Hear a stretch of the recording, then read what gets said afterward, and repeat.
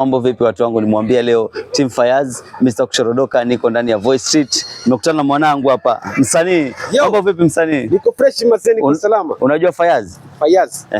Fayaz imekuwa tangu kitambo na sasa hivi bado watu wanapenda sana.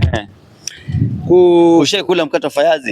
Nimekula sana nikiwa mtoto mpaka sasa nimefikia hapa bado na ukula na tumekula pia na familia yetu na tumekula pia na majirani. So leo nimesema leo msanii nikikutana na wewe na kupiga mkate. Sasa mimi nataka tu rap kidogo kuhusu Fayaz kidogo. Tuwezi msanii wa kurap?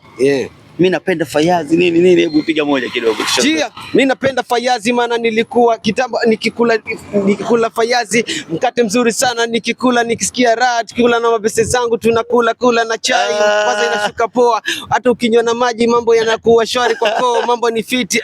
Fayaz kwanza iko fresh. Yo, salize. Basi je story, acha nikupiga moja mkate mzuri wa Fayaz. Utaonja hapo uambie mashabiki kwaje? Unaweza kunywa nyumbani, si ndio? Ubebe hapa ndani ya Voice.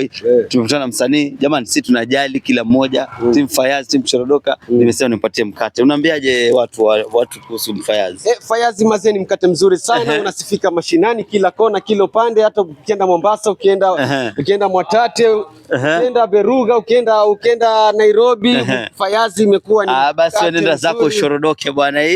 Kashorodoke na Fayaz huko msanii. Watu wangu 1 2 tunakutana, tunatembea street. Tumesema ni Fayaz mkate poa, mkate bomba, tunashorodoka nao tu.